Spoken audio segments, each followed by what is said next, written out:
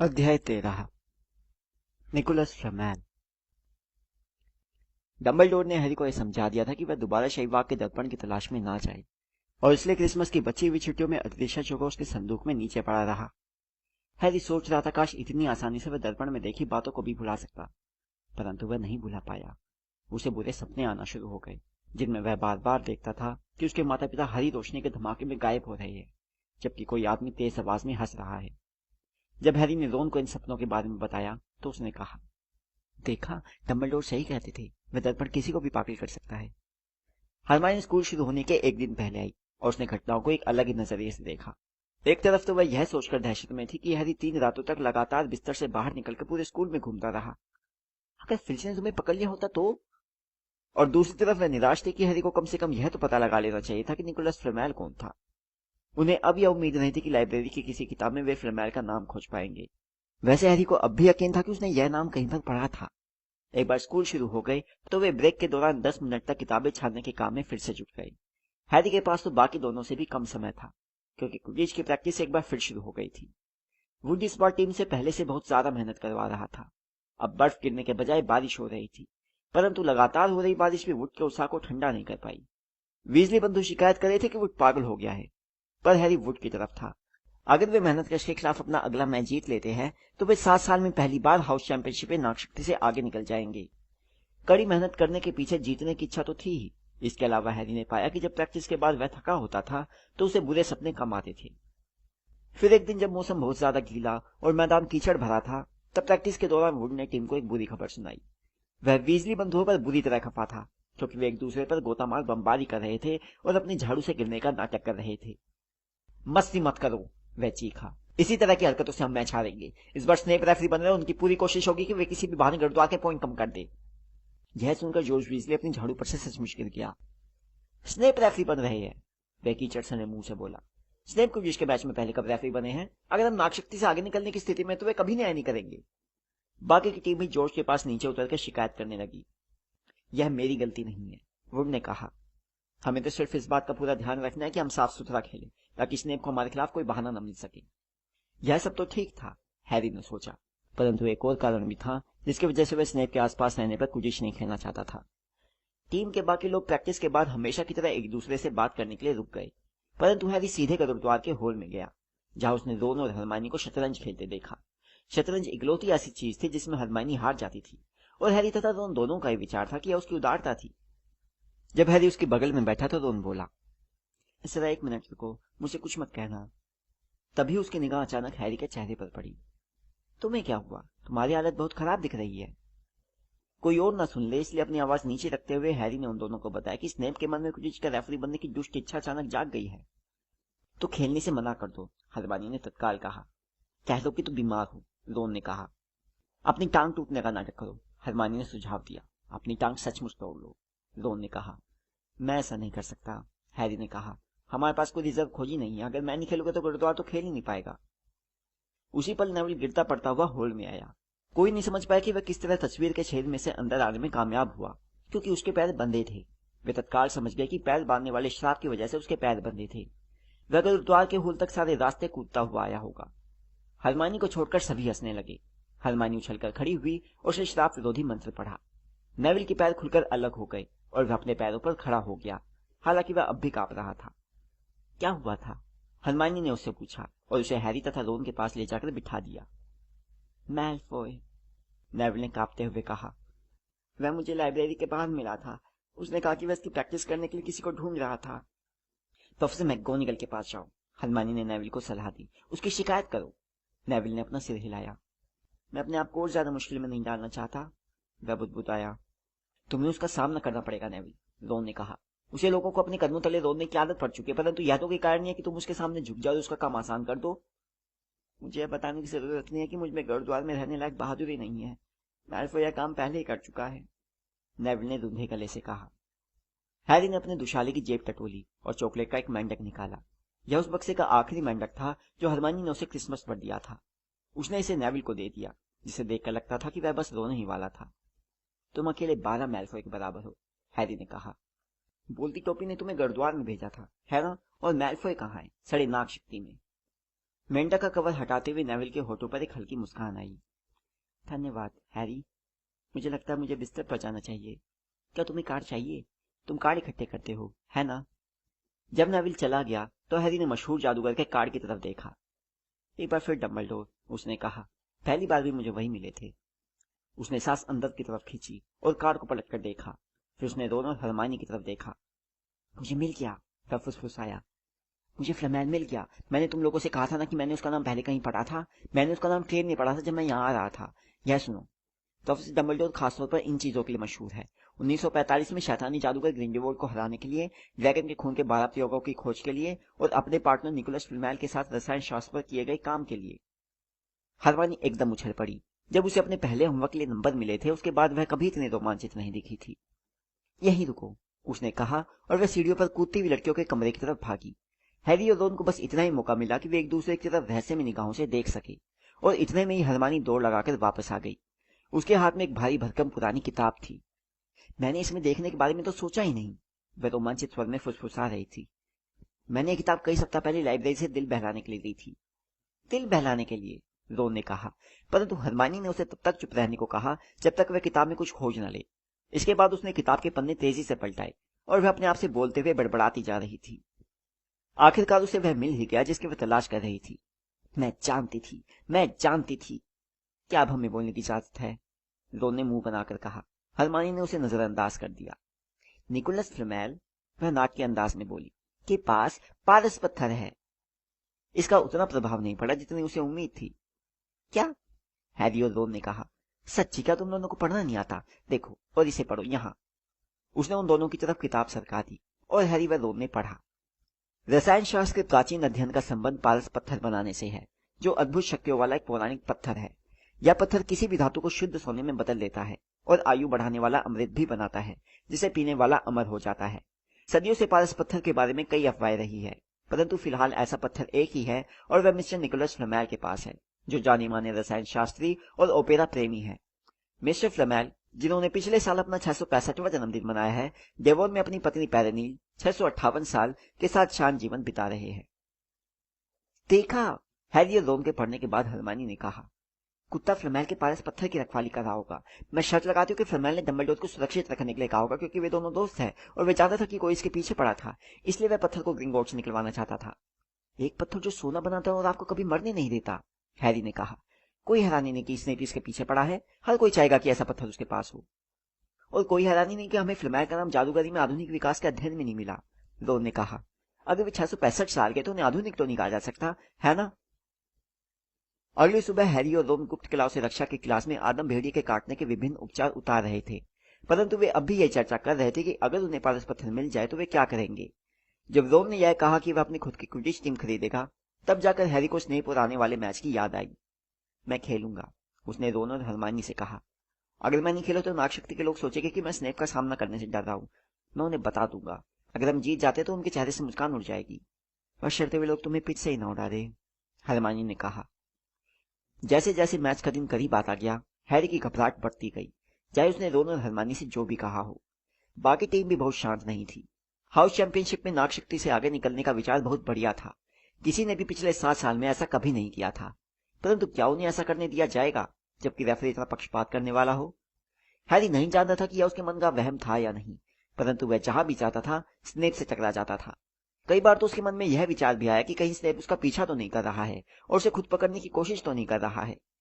जादुई काढ़े की क्लास अब एक तरह की साप्ताहिक यात्रा में बदल रही थी और स्नेप हैरी के साथ भयानक व्यवहार कर रहा था। क्या स्नेप यह जानता था कि उन्हें पारस पत्थर के बारे में पता चल चुका था?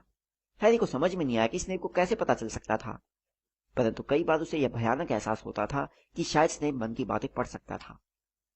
जब रोन और हरमाइनी चेंजिंग रूम के बाहर उसे शुभकामनाएं दे रहे थे, तो हैरी जानता था कि वे लोग यही सोच रहे होंगे कि वे उसे दोबारा जिंदा देख पाएंगे या नहीं। आप इसे सांत्वना देने वाला विचार तो नहीं कह सकते। जब उसने अपने क्विडिच की ड्रेस पहनी और निम्बस 2000 उठाई, तो हैरी ने वुड के उत्साह बढ़ाने वाले भाषण का एक भी शब्द नहीं सुना। इस बीच रोन और हरमाइनी स्टैंड्स में नेविल के पास बैठ गए, जिसे यह समझ में नहीं आ रहा था कि वे इतने गंभीर और चिंतित क्यों थे, या वे मैच में अपनी छड़ियां साथ लेकर क्यों आए थे। हैरी को मालूम नहीं था कि रोन और हरमाइनी छुपकर पैर बांधने वाले श्राप की प्रैक्टिस कर रहे थे। उन्हें यह विचार मैलफॉय से मिला था, जिसने नेविल पर इसका प्रयोग किया था, और वे तैयार थे कि अगर स्नेप ने हैरी को चोट पहुंचाने की जरा भी कोशिश की तो वे स्नेप पर इसका प्रयोग कर देंगे। भूलना मत, यह लोकोमोटिव मोर्टिस है, हरमाइनी बुदबुदाई जब रोन ने अपनी छड़ी अपनी बाह में ऊपर की तरफ छुपाई। मैं जानता हूँ, रोन ने पलट कर जवाब दिया, बार बार मत बताओ। चेंजिंग रूम में वुड हैरी को एक तरफ ले गया। मैं तुम पर दबाव नहीं डालना चाहता पॉटर, परंतु आज हमारे लिए सुनहरी गेंद को जितनी जल्दी पकड़ना जरूरी है उतना पहले कभी नहीं था। इससे पहले कि स्नेप मेहनत को ज्यादा फायदा पहुंचा पाए, खेल ही खत्म कर दो। पूरा स्कूल यहाँ पर है, फ्रेड वीजली ने दरवाजे से बाहर झांकते हुए कहा। यहाँ तक कि कसम से डंबलडोर भी मैच देखने आए हैं। हैरी का दिल कुलांचे भरने लगा। डंबलडोर, उसने कहा और वह दरवाजे तक दौड़ कर गया ताकि अपनी आंखों से देख सके। फ्रेड सच बोल रहा था, सफेद दाढ़ी पहचानने में किसी से गलती नहीं हो सकती थी। हैरी को इतनी राहत मिली कि उसका मन हुआ वह ठहाका लगाकर हंसे। अब वह सुरक्षित था। डंबलडोर अगर देख रहे थे तो स्नेप ऐसी कोई हरकत करने की हिम्मत नहीं कर सकता था जिससे हैरी को चोट पहुंचे। शायद इसलिए जब टीमें पिच पर पहुंची तो स्नेप बहुत गुस्से में दिख रहा था और रोन ने भी ताड़ लिया। मैंने स्नेप को पहले इतना सड़ा मुंह बनाते नहीं देखा, उसने हरमाइनी से कहा। देखो, खेल शुरू हो गया। आउच! किसी ने रोन के सिर में पीछे से कुछ चुभाया। यह मैल्फॉय था। अरे सॉरी वीजली, तुम मुझे दिखे ही नहीं। मैल्फॉय क्रैब और गोल की तरफ देखकर दांत निकाल रहा था। सोच रहा हूँ कि इस बार पोटर कितनी देर तक अपनी झाड़ू पर टिका रह पाएगा। कोई शर्त लगाना चाहता है? तुम लगाओगे वीजली? रोन ने जवाब नहीं दिया। स्नेप ने अभी अभी मेहनत कश को एक पेनल्टी दी थी क्योंकि जॉर्ज वीजली ने एक पहलवान को उसकी तरफ मारा था। हरमाइनी, जिसकी सारी उंगलियां उसकी गोद में गुथी हुई थी, हैरी को लगातार देख रही थी, जो किसी बाज की तरह मैदान के चारों तरफ चक्कर लगा रहा था और सुनहरी गेंद की तलाश कर रहा था। तुम्हें पता है गुरुद्वार टीम के खिलाड़ियों को कैसे चुना जाता है? मैल्फॉय ने कुछ मिनट बाद जोर से कहा, जब स्नेप ने मेहनत कश को बिना किसी कारण के एक और पेनल्टी दे दी। वे ऐसे विद्यार्थियों को चुनते जिनके लिए उन्हें अफसोस होता है। देखो, पोर्टर है जिसके मम्मी डैडी नहीं है, फिर वीजली बंतु जिनके पास पैसा नहीं है। तुम्हें भी टीम में होना चाहिए लॉन्ग बॉटम, तुम्हारे पास दिमाग नहीं है। नेविल का चेहरा अचानक लाल हो गया, परंतु वह अपनी सीट से मैल्फॉय की तरफ मुड़ा। मैं तुम जैसे 12 लोगों के बराबर हूँ मैल्फॉय, उसने हकलाते हुए कहा। मैल्फॉय, क्रैब और गोल्ड जोर से हंसने लगे, परंतु रोन बोला, जो अब भी खेल से अपनी आंखें हटाने की हिम्मत नहीं कर पा रहा था। उसे बता दो नेविल। लॉन्ग बॉटम, अगर दिमाग सोना होता तो तुम वीजली से भी करीब होते, और यह बहुत बड़ी बात है। हैरी की चिंता की वजह से रोन का संयम पहले ही टूटने की कगार पर पहुंच चुका था। मैं तुम्हें चेतावनी दे रहा हूं मैल्फॉय, अगर अब आगे कुछ कहा तो। रोन, हरमानी ने अचानक कहा। हैरी! क्या? कहां? हैरी अचानक एक जबरदस्त गोता लगा रहा था, जिस वजह से भीड़ के मुंह से आह निकली और तालियों की आवाज आने लगी। हरमानी खड़ी हो गई और उसने अपने दांतों तले उंगली दबा ली, क्योंकि हैरी गोली की रफ्तार से जमीन की तरफ चला जा रहा था। तुम्हारी किस्मत अच्छी है वीजली, लगता है पोटर को जमीन पर कोई सिक्का दिख गया है, मैल्फॉय ने कहा। रोन ने अपना आपा खो दिया। इससे पहले कि मैल्फॉय समझ पाता कि क्या हो रहा था, रोन उसे जमीन पर पटककर उसके ऊपर चढ़ चुका था। नेविल झिझका, फिर वह अपनी सीट के पीछे चढ़कर उसकी मदद करने पहुंच गया। शाबाश हैरी! हरमानी चीखी और अपनी सीट पर खड़ी होकर देखने लगी कि हैरी स्नेप की तरफ तेजी से लपक रहा था। हरमानी का ध्यान इस तरफ नहीं गया कि मैल्फॉय और रोन उसकी सीट के नीचे लुढ़के हुए हैं। यह नेविल, क्रैब और गोल की तरफ से मुक्को चीखों की आवाजें आ रही थी।